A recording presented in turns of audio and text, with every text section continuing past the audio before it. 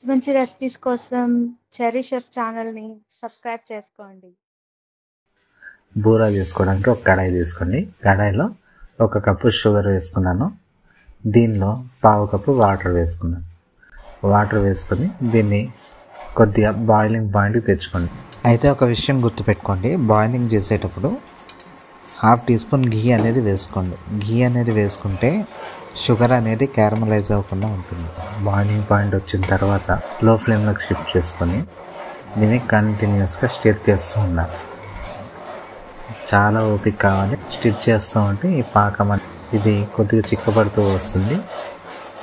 వీడియోలో చూపించిన కన్సిస్టెన్సీ వచ్చిన తర్వాత స్టవ్ ఆఫ్ చేసేసుకొని దీన్ని అలాగే మిక్స్ చేస్తూ ఉండాలి. ఆఫ్ చేసినా కూడా కంటిన్యూస్గా స్టిర్ చేస్తూ ఉండాలి. ఇది అలా మిక్స్ చేస్తూ ఉంటే క్రిస్టల్ స్ట్రక్చర్కి వస్తుంది, కొద్దిగా బాగా గట్టిపడుతుంది.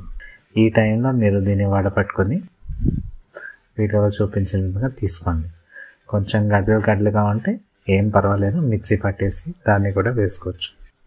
అంతే, ఎంతో సింపుల్గా బూరా రెసిపీ రెడీ అయిపోతుంది. ఇది మిగిలిపోతే దీన్ని మీరు ఎయిర్ టైట్ జార్లో వేసుకుని మీరు తర్వాత ఎప్పుడైనా కూడా వాడుకోవచ్చు. చాలా స్వీట్ రెసిపీస్ ఈ బూరా రెసిపీతో ట్రై చేసుకోవచ్చు.